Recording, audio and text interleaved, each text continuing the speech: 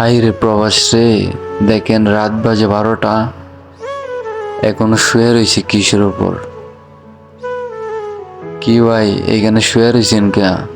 রাত্রে কি নাইট করতেছেন নাকি? অভাবের সংসার তো, বিদেশ আইছি শুধু টাকা টাকা টাকা ছাড়া কিছু না। বাড়িতে ফোন করলে শুধু কয় টাকা টাকা ফাটাও, শুধু টাকা ফাটাও। কিভাবে যে টাকাগুলো কামাইতেছি। সকাল ভোর 4টা বাজে আসলাম, পুরা দিন এখনো শুয়ে রইলাম।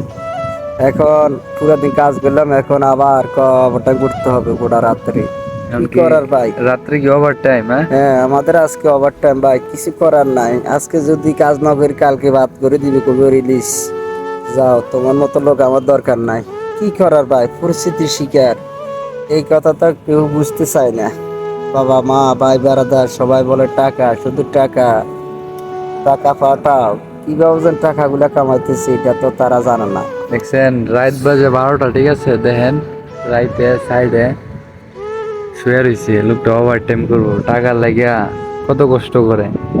এই একটা দিন যদি ডিউটি করে, একটা দিনে অনেক টাকা বাংলার, এই টাকা দিয়ে অনেক কিছু করতে পারবো, এটা চিন্তা ভাবনা করে কিন্তু ডিউটি করে।